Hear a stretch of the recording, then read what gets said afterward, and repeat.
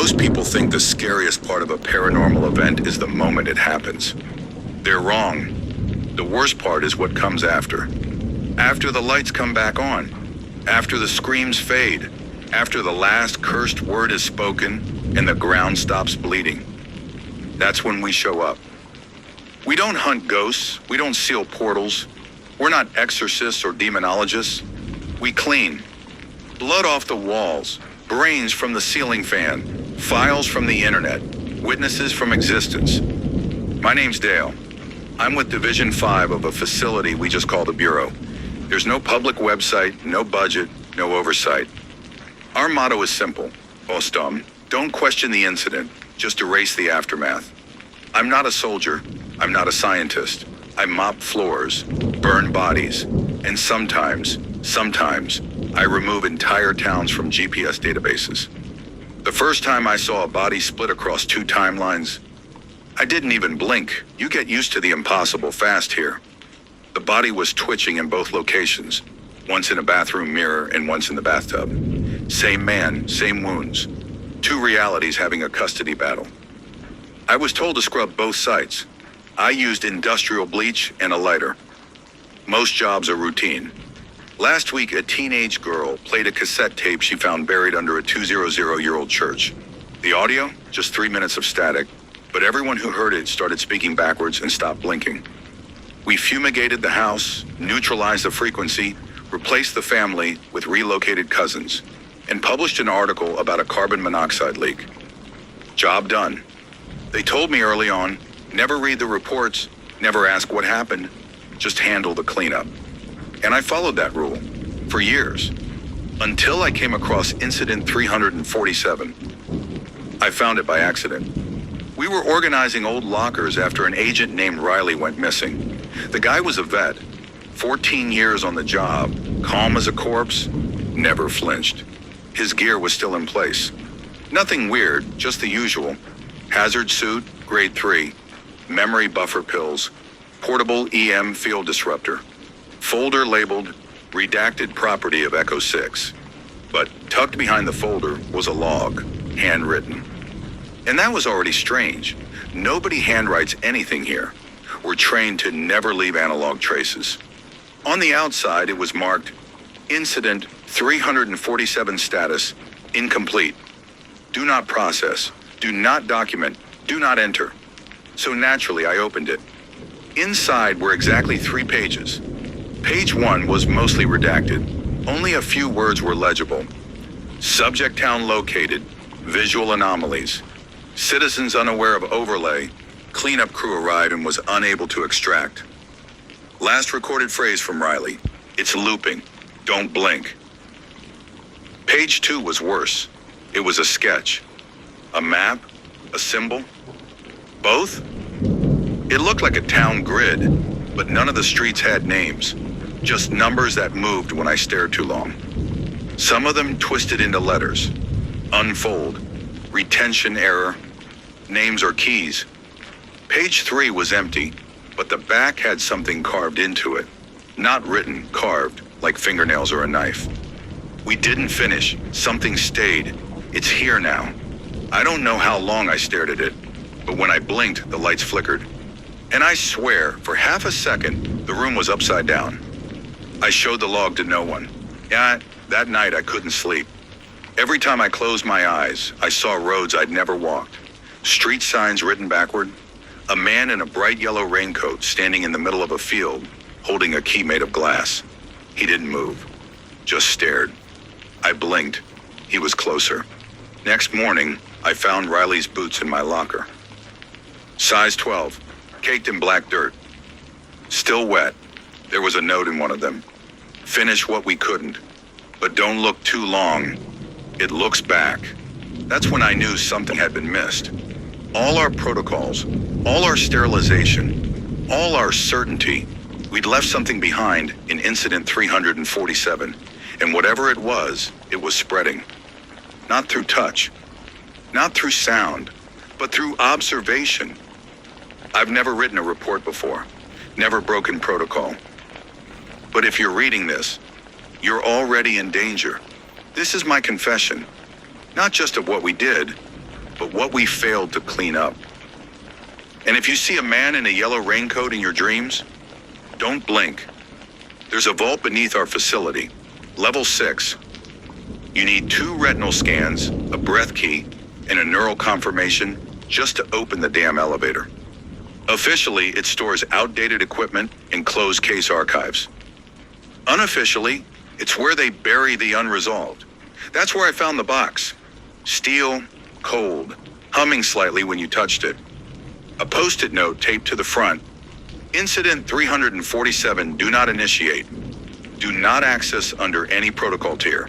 Do not stare directly into recordings, .. Inside the box were 3 items. A zip drive labeled Field Recording, Echo Team Final Row. A crumpled map of a town I'd never heard of. A sealed evidence bag containing a VHS tape titled, Welcome to Rymeth. I took the drive. I know I shouldn't have, but curiosity's a bastard when you've seen too much weird already. Back in my bunk, I played the Echo Team recording. 4 minutes and 17 seconds of body cam footage. No audio at first, just visuals. A team of 5 walking into a sleepy-looking town. Cobblestone streets, fog, everything washed in this weird gray light. Too bright for night, too dim for day. The sign at the entrance read, Welcome to Rymeth, population 847, a safe place to watch the world turn. The footage jittered, frames skipped forward. The team entered a small church, and then without warning, one of them disappeared. Not walked away, not taken, just blink, gone. The others didn't react, as if it never happened. Minute 2:31. Audio kicked in. It was only one word, a whisper. Looping, then static. Then the footage resumed. Only now the town looked wrong. Houses had different numbers. People walked backward. Street lamps had eyes. The team was walking in a circle. One operative turned to the camera and screamed, I just passed this door. I swear, I passed this door 2 minutes ago. I carved my name into it, and he pointed.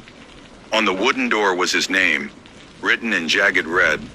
Thomas, stop looking. At 3:47, something walked into frame.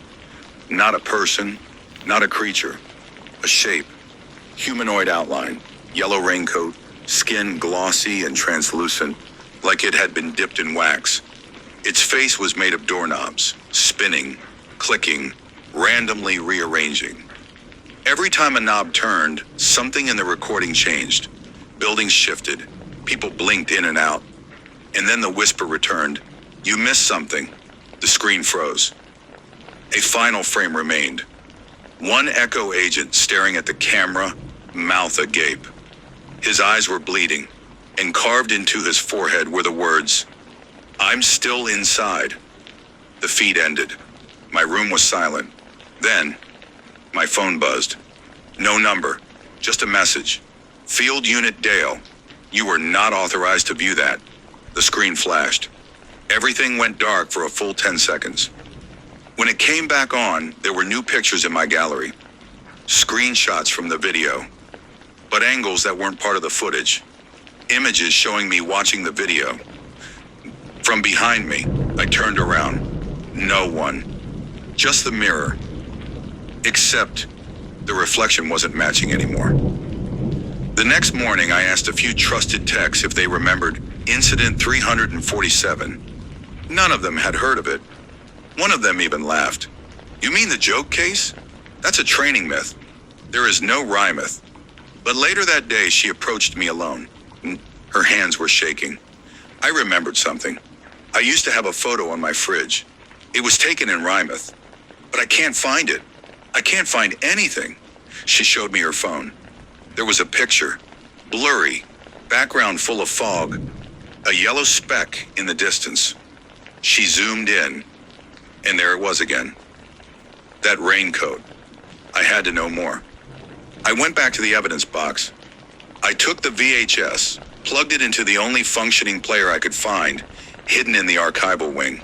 The tape began with cheerful 80s style music, promotional voiceover. Welcome to Rymeth, where our clocks never stop and neither do our smiles. Pan over a town square, people waving, a teacher leading children across the street.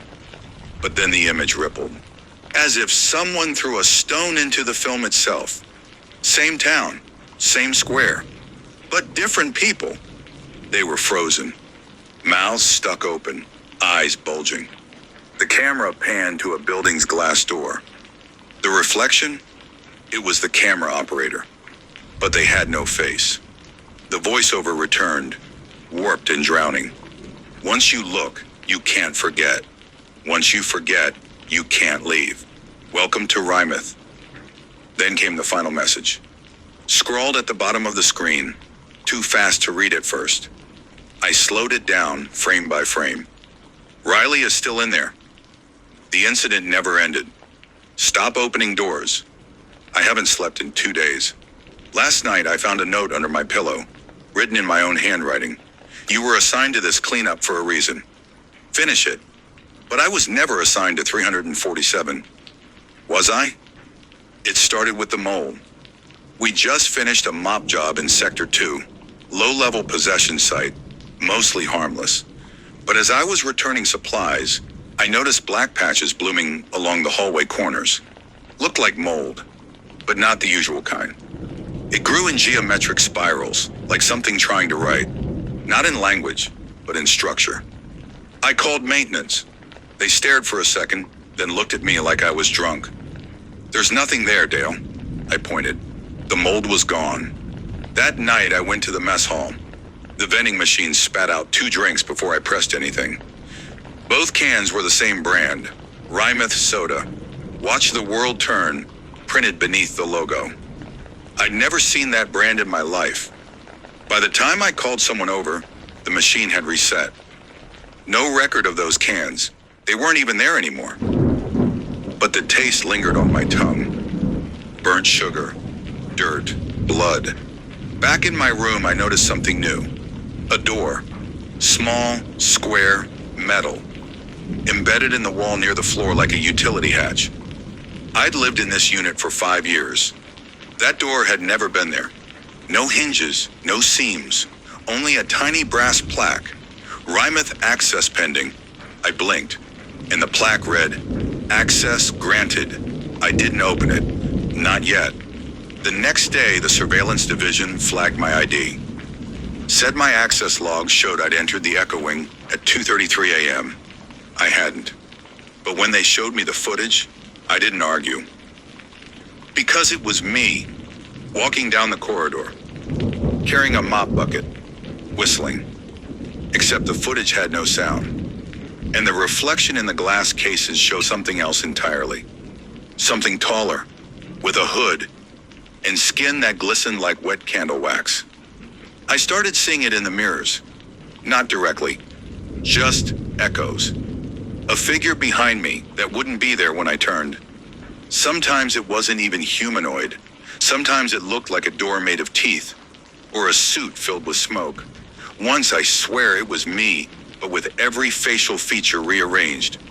Eyes on the mouth in the chest.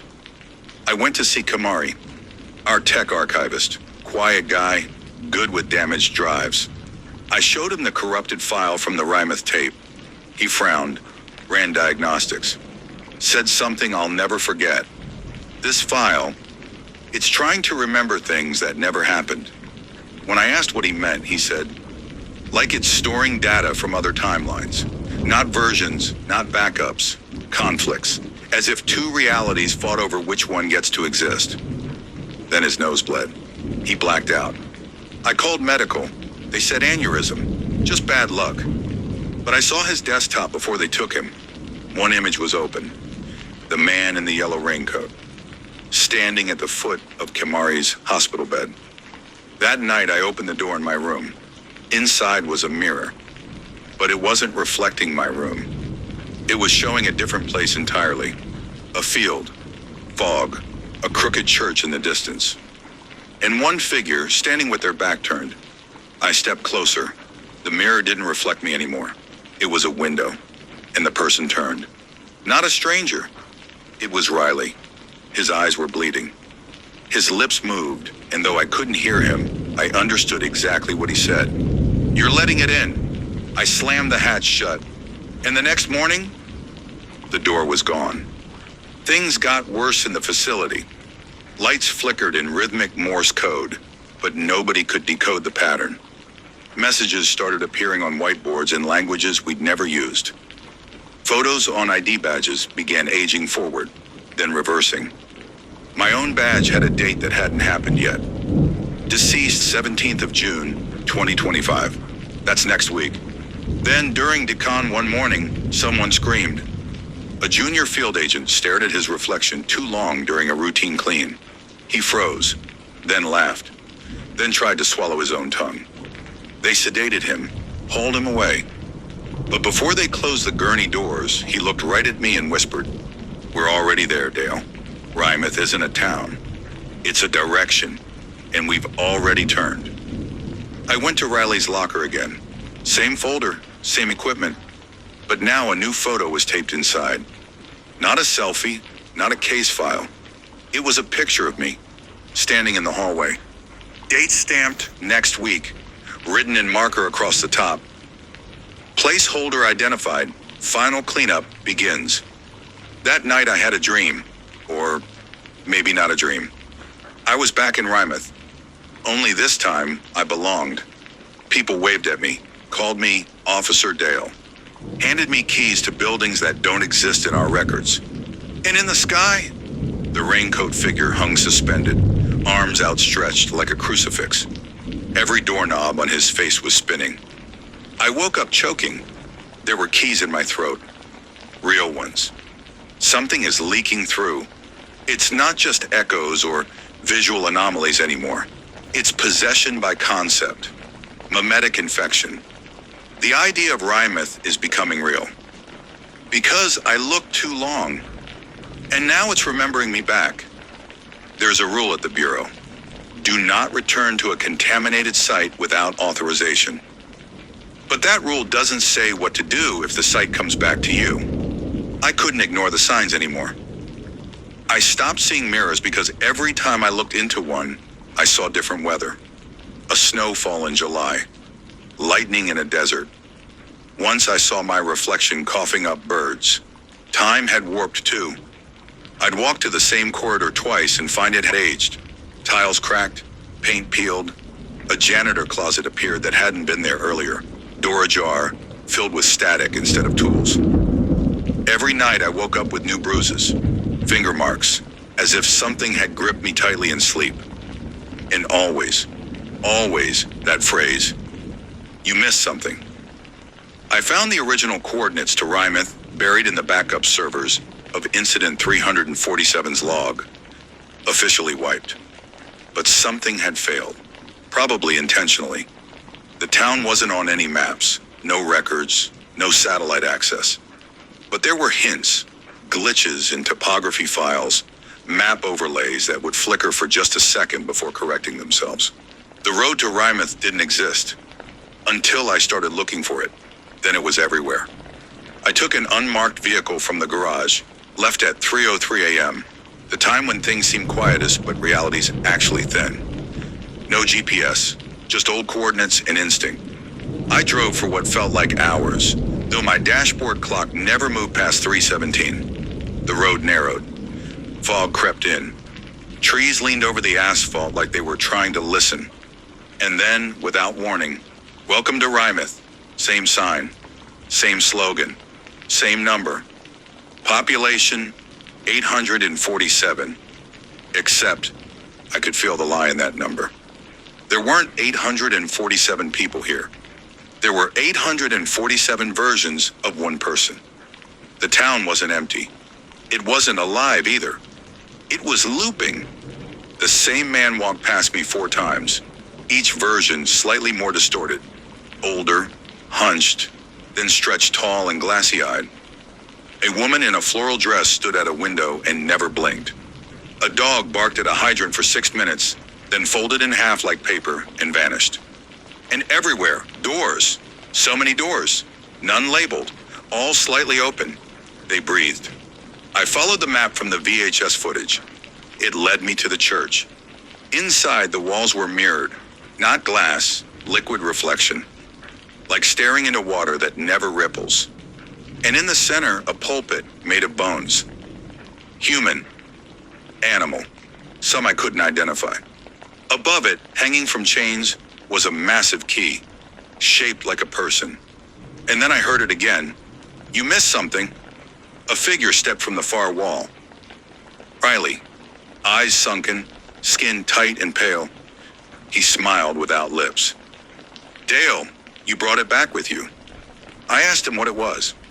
He looked at the mirrored walls. Then he pointed at me. You thought we left it behind, but it's not a creature. It's a pattern. A formatting error in reality. A recursive infection that rewrites perception itself. We didn't fail to clean it. We absorbed it. You've been broadcasting it ever since. Suddenly the mirrors began to shake. Not vibrate, resist, like something behind them was trying to get out. And through the shimmer I saw them. Faces, thousands, all versions of me. Screaming, smiling, slashing at the glass. One of them held a mop soaked in black fluid. One had no eyes, just mirrors. Riley whispered, you were assigned to this for a reason, not to clean it, to contain it. He stepped backward into the glass and vanished. I ran. Doors shifted behind me. Street signs warped, became names I recognized but couldn't place. I turned a corner and came face to face with the raincoat figure. It was taller now. No face, just spinning doorknobs. They began to turn. Click, click. Every click rewrote a part of the town. Shops crumbled, roads rearranged. The sky cracked like old paint. Then it spoke. No mouth. Just a voice in my skull. You are a placeholder. Your mind was the storage unit. We only had to wait for you to open yourself. I don't remember how I got back. One moment I was standing in the eye of the spiral. The next, I was in the facility, clothes soaked, mouth full of rusty water. The tape from Riley's log was in my pocket. But when I played it again, it showed my own drive to Rymouth, frame for frame.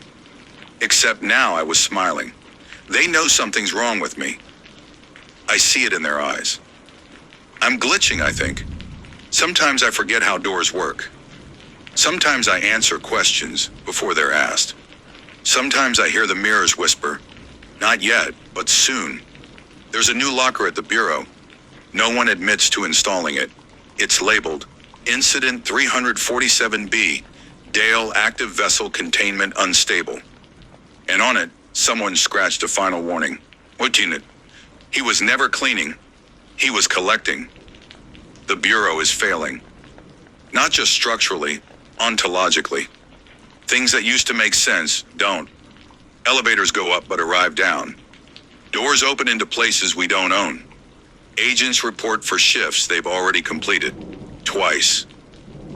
And worse, no one notices. I passed room 317 5 times today. Different people came out each time. One was a crying child holding a clipboard. Another was a corpse, smiling. When I asked a senior tech about it, she looked confused. Room 317? Dale, that room's been walled up since 2012. So I went back. Only this time it wasn't there. Just brick. But the wall was warm. Our reflection test protocols are failing. We used to test contamination by checking mirrors. Hold up a card, see if the reflection matches. Simple. Now, mirrors show different times. I watched one agent's reflection age 30 years in 10 seconds, while he stayed young. Another looked fine, until his reflection winked. No one could remember who authorized the test in the first place. People are disappearing. Official logs say our staff is at 121, but I counted 137 yesterday, and 114 today. No alarms, no reports, just vanishing gaps where people used to be. When I pulled up surveillance archives, there were more anomalies. Loops that never end, hallways that lead into themselves. A segment where I enter the break room, sit down, smile at the camera, and then another me walks in and stabs the first. Riley was right. We didn't miss the anomaly. We hosted it. And it's replicating itself through belief, through pattern recognition. We train to clean the aftermath of horror, but we didn't account for horror that cleans us. I tried submitting a report. Every terminal rejected my login. Not incorrect, just blank. Like my name didn't exist anymore. Then on my 5th attempt, the screen flickered. Dale_347 access granted. Welcome back. Cleanup status, live. Current subject, yourself. I got up. The floor felt wrong, softer, breathing maybe. I ran to the director's office. Empty, dusty, light flickering overhead. Only one item on his desk. A VHS tape labeled Dale Final Backup. I picked it up, and the walls melted. Not like fire, like memory loss. The office was gone. I was in a field. Fog thick, church bells in the distance.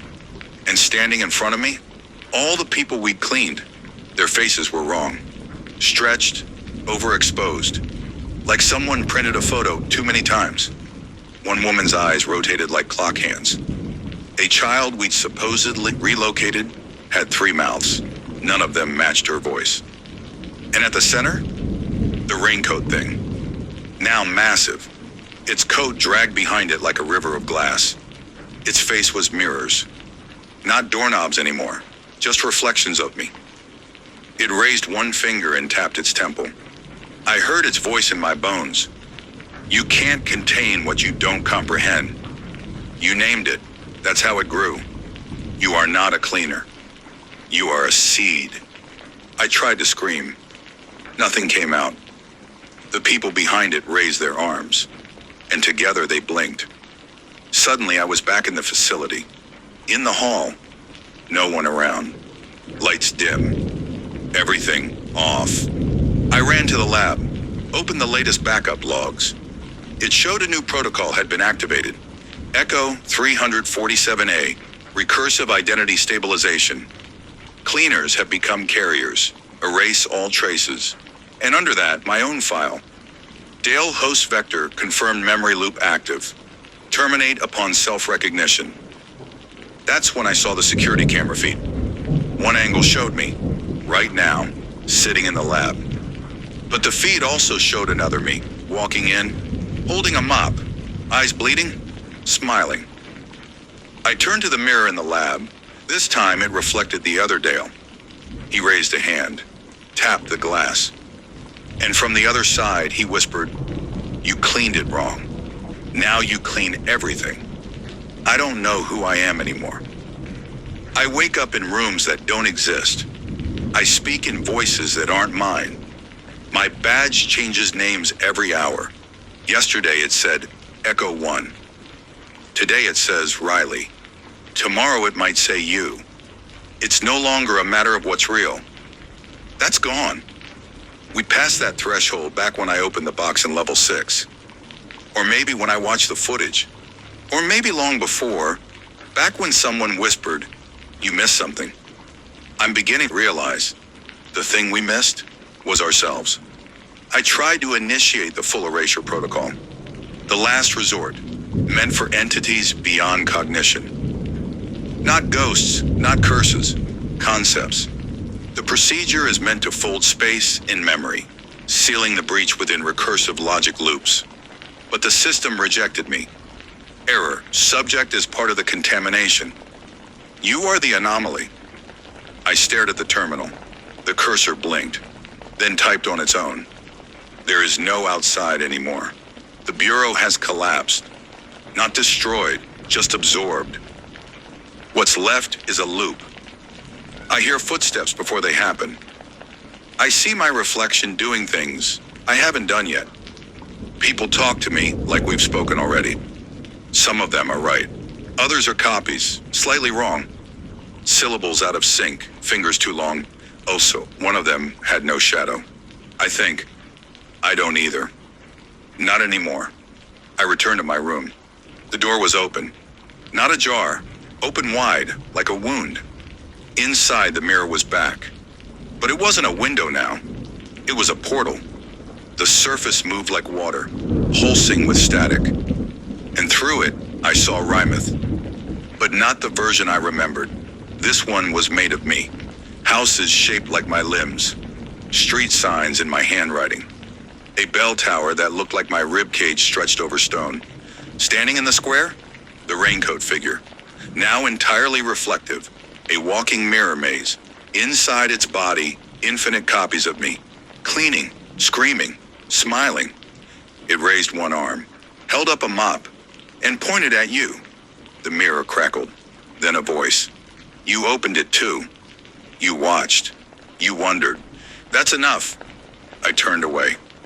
The facility was gone. Now just endless corridors of looping memories. Broken time. Rooms full of voices saying things you haven't heard yet. In one hallway, I saw a version of myself whispering the first words from the footage. Looping. In another, Riley was still carving names into doors. In another, I was you, reading this. And in that moment, I finally understood. Rymeth is not a place. Rymeth is a thought, a structure, a recursion, a self-cleaning virus of reality. Once perceived, it becomes part of the perceiver. Once named, it multiplies. And the Bureau was never real.